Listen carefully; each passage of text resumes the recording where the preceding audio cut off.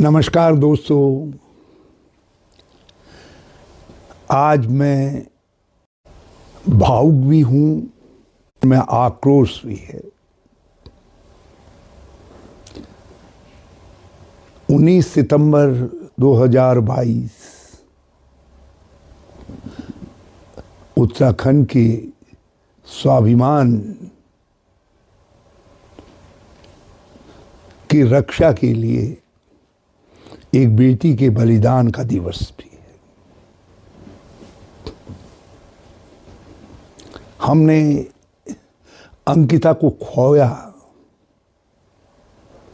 एक ऐसी बेटी को खोया जो लगभग 1 महीने पहले हमारी उत्तराखंड की धरती में रिजॉर्ट लगाने वाले एक धन पशु ताकि बहुत निकट भी था, रिसेप्शनिस्ट के रूप में नियुक्त हुई। सपना था कि घर के टूटे मकान जिसके नीचे उसकी माँ ने बरसात के दिनों में टपकती हुई छत से के नीचे खुद वहाँ सोकर अपने बच्चों को सूखे में सुलाया ताकि उनकी नींद में खलल न पड़े। आंगनबाड़ी सहायिका के रूप में काम कर अपनी बेटी को पढ़ाया और जब बेटी रिसेप्शनिस्ट बनी तो 1 महीने तक ये सब मिलेगी, उससे अच्छी छत का इंतजाम करूंगी, कुछ अच्छे कपड़े और कुछ अच्छे रजाई बिस्तर का इंतजाम करूंगी। उसको मालूम नहीं था कि कुछ दरिंदों की नजर उसकी भावना पर नहीं बल्कि उसके शरीर पर है।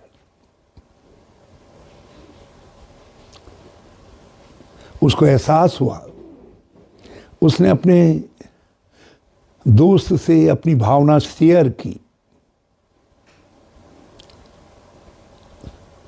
अंकिता ने हत्या के पहले अपने दोस्त से कहा कि मुझसे कहा जा रहा है कि एक वीआईपी आ रहा है, उसको विशेष सेवा देनी है। कुछ देख रही हूँ, सब कुछ ठीक नहीं है, अर्थ समझ रही हूँ। मैंने इनकार कर दिया है, मुझे डराया धमकाया जा रहा है। और अनंतो गत्वा जब वो उसको झुकाने में सफल नहीं हुई, उस वीआईपी को विशेष सेवा देने के लिए उसको बाध्य करने में सफल नहीं हुए, हमारी उत्तराखंडी स्वाभिमान, हमारी गरिमा ने उस बेटी में इतना साहस दिया कि उसने अपने प्राण दे दिए, मगर वो अपनी आजीविका के लिए, अपने माँ के सपनों के लिए झुकी नहीं और उन्हें मौत को वरण कर लिया, मगर अपने संस्कारों के साथ दृढ़ता से खड़ी रही, उदाहरण बनी। और सच कहिए, हमारे उत्तराखंड के इतिहास में जिया रानी, जो कत्यूरियों की राजमाता, और तिलु रौतेली, 2 ऐसी वीरांगनाएं हुई हैं जिनके जीवन का इतिहास हमारे नारी स्वाभिमान को, उसकी गरिमा को बुलंदियों की तरफ लेकर के जाता है। और अंकिता भी छोटी सी सही मगर उस लाइन पर खड़ी हो गई। और उस समय सबने एक बात कही कि ये वीआईपी है कौन।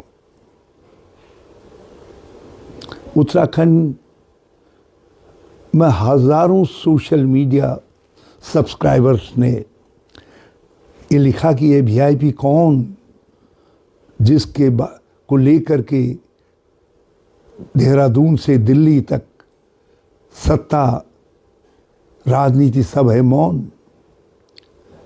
लोगों को शंका हुई कि साक्ष्य मिटाए जा रहे हैं और मिटाए गए। उस सीसीटीवी कैमरास सब तोड़ डाले गए। बुलडोजर फिराया गया।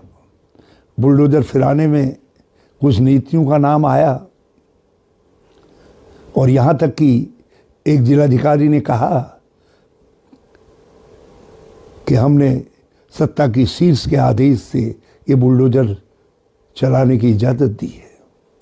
बाद में उन्होंने अपना बयान वापस ले लिया। आग लगाई गई रिजॉर्ट में। आज माननीय न्यायाधीश, विद्वान न्यायाधीश ने 3 लोगों को आजीवन कारावास की सजा दी है। मामला हाईकोर्ट के अंदर के सम्मुख है। मैं जानता हूं उनके पास काफ़ी धन शक्ति है, वो सुप्रीम कोर्ट तक भी जाएंगे। मैं जानता हूं कि इन्वेस्टिगेशन के दौरान लगभग कंप्रोमाइज कर चुकी सरकार और उसकी पुलिस ने तथ्यों को भी समायोजित तरीके से, ठीक तरीके से रखा है। लेकिन फिर भी हमारे मन में भावना तो ये चाहती थी उत्तराखंड की कि उनको फांसी दी जाए, मगर न्यायालय ने जो भी सज़ा दी, हमें उम्मीद है कि वो सज़ा आगे भी कायम रहेगी। मगर इस दौरान एक और वीडियो सामने आता है जिसमें एक अति महत्वपूर्ण व्यक्ति, जो सत्ता के 2 बार विधायक रह चुके, शायद 3 बार चुनाव लड़ चुके, पदाधिकारी रह चुके, एक महिला जो कथित तौर पर विधायक महोदय की पत्नी हैं और भाजपा की कार्यकर्ता भी हैं, बहुत निकटता उनकी लगती है सत्ता के निकट लोगों के साथ। वो अपने बयान में कहती हैं, बातचीत में दोनों लोग प्रेममय वातावरण में बात कर रहे हैं, जिसमें अपनी पत्नी के सामने बहुत बड़ी बड़ी बातें पूर्व विधायक महोदय भी कह रहे हैं और पत्नी भी बड़ी बड़ी बातें कर रही हैं। और उन बड़ी बड़ी बातों में एक जिक्र गट्टू का भी आता है। वीआईपी के तौर पर एक गट्टू का जिक्र आता है। अंकिता का भी जिक्र आता है।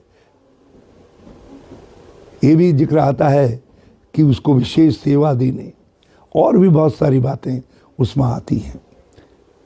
इस बात ने फिर से हमारे दिलों में जली दबी हुई आग को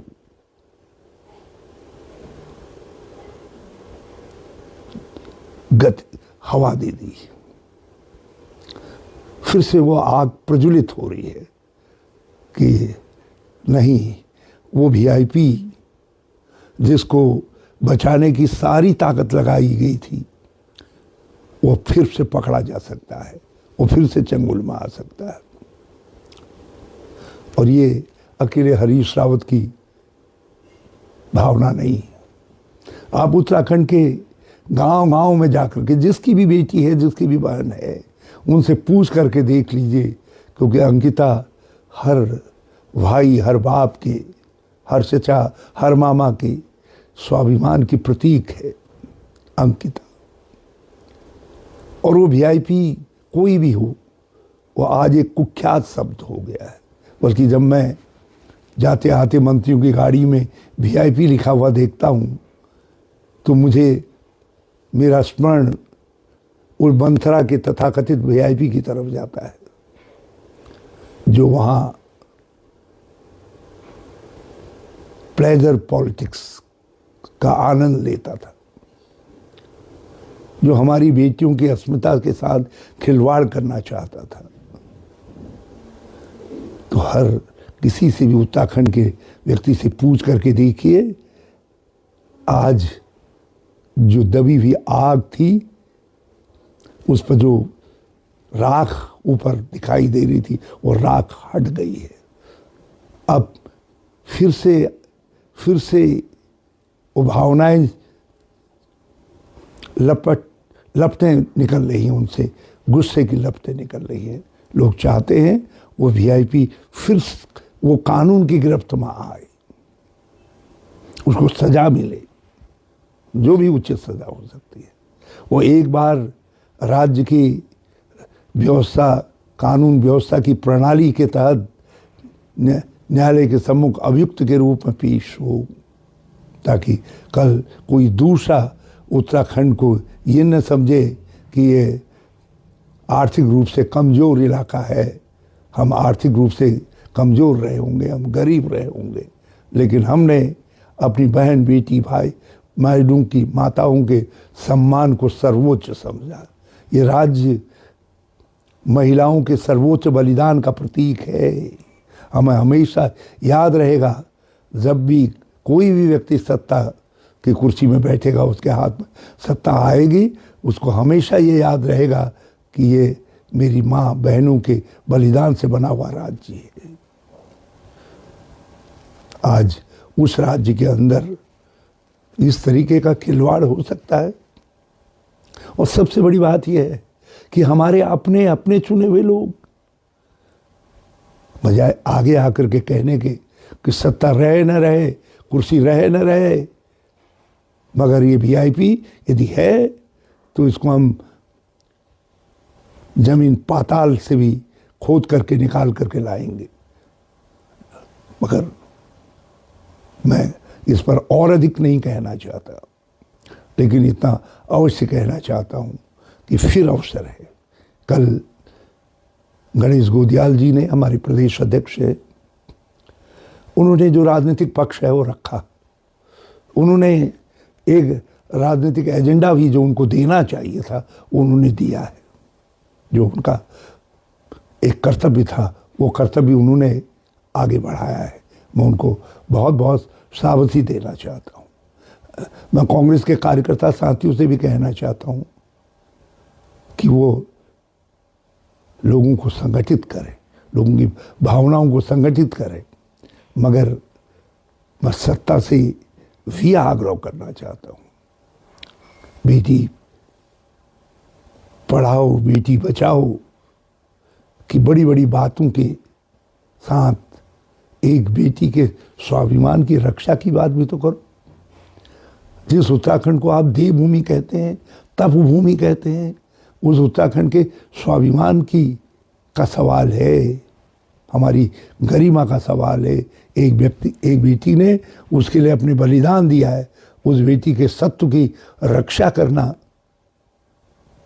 हम सबका कर्तव्य है। और मैं आह्वान करना चाहता हूँ राज्य सरकार का, केंद्र सरकार का, राज्य सरकार कैबिनेट की बैठक बुलाए और उसमें प्रस्ताव करे कि इस मामले को रीइन्वेस्टिगेट किया जाए नए सिरे से, और उसका इन्वेस्टिगेशन एफआईआर दर्ज करके सीबीआई को सौंपा जाए, और सीबीआई की जांच हाई कोर्ट या सुप्रीम कोर्ट के सिटिंग जज की देखरेख में होनी चाहिए, ताकि वीआईपी के विषय में हमारे मन में जो एक गंभीर सवाल पैदा हो गया है उसका समाधान निकल सके, उसका समाधान निकल सके, वो शांत हो सके। और मैं सत्ता को चेतावनी देकर के कहना चाहता हूँ, आप कितना ही जुल्म कर दीजिए, कितना ही ध्यान हटाने की कोशिश करिए, उत्तराखंड इस विषय में मानने वाला नहीं है। कांग्रेस चुप रह सकती है, राजनीतिक दल चुप रह सकते हैं, मगर उत्तराखंड का सामान्य व्यक्ति, ये वही सामान्य व्यक्ति है जिसको चुनौती मिली थी, तो वो मुलायम सिंह जी और मायावती जी के राज के खिलाफ भी सीना तान करके खड़ा हो गया था। तो आज ये फिर से सीना तान करके खड़ा हो जाएगा। भाजपा कांग्रेस से कहती है कि आप, कांग्रेस उकेर रही है इस मामले को, वो साक्ष्य क्यों नहीं देती? अरे आप तो साक्ष्य मिटाते हो,